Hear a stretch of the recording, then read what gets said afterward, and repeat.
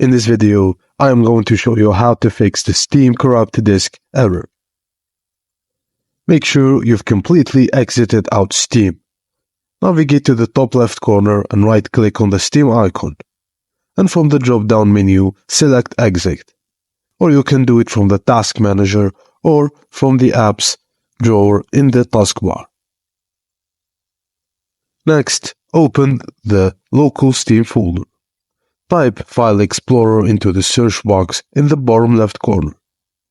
Select File Explorer from the search results, and then navigate to your Steam folder, usually located in your C drive, or you can just right-click on the Steam icon on the desktop, click Properties, and then Directory.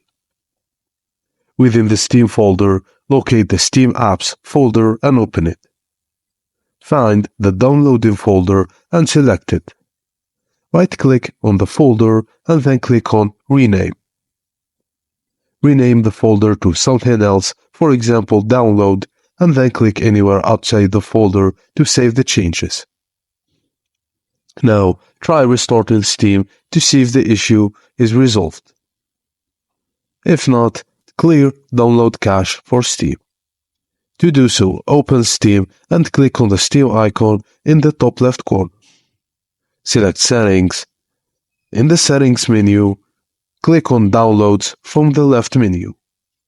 Scroll down and click Clear Download Cache. Confirm the action by clicking on the confirmation prompt.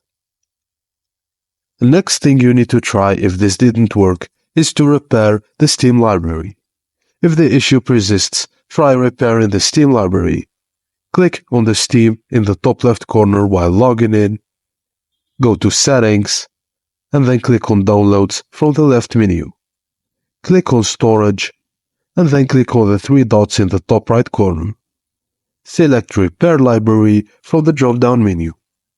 And that's it, guys. Thank you for watching, and please don't forget to like and subscribe for more.